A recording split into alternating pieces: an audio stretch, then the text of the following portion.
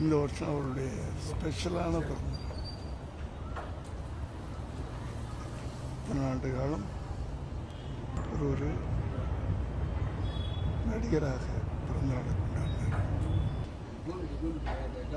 இன்னைக்கு தமிழக முதல்வராக இந்த எல்லாருடைய ஆதரவாலையும் தமிழ்நாட்டு மக்களுடைய ஆதரவாலையும் இந்த குழந்தைகளுடைய அன்புனாலையும் இன்னைக்கு அவர் சிஎம்மாக இருக்கார்.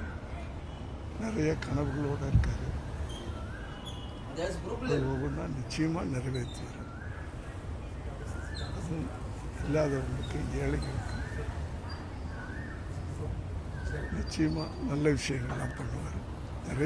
நிறைய கனவுகள் அதெல்லாம் நிறைவேற்றுறதுக்கு இதே தமிழ்நாட்டு மக்கள் அவருக்கு எப்போதுமே கூட இருக்கும், உதவி பண்ணுவார். இதுதான் என்னுடைய ரிக்வெஸ்ட். வணக்கம். அவர் எந்த பிரச்சனைக்கு பேச மாட்டேங்கிறார் அப்படின்ற விமர்சனம் கடந்த 60 வருஷமாக பேசியே நாட்டை கெடுத்துட்டாங்க. இவர் அதை பண்ணணும்.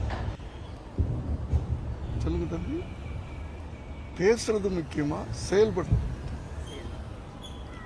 செயல்படுறது தானே முக்கியம்.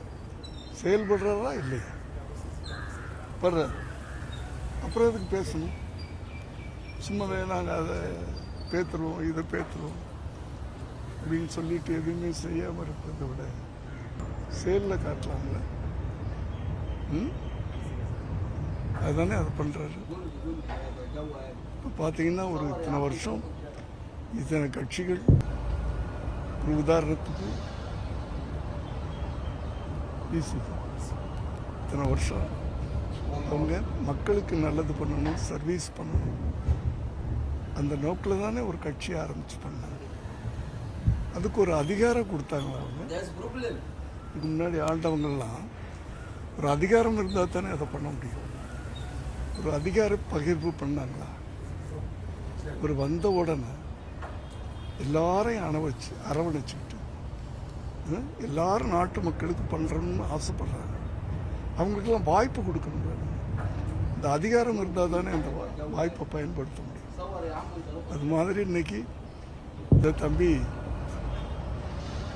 ஆண்டனி, பெசன் நகர் ஆண்டனி எனக்கு ரொம்ப காலமாக நண்பர்.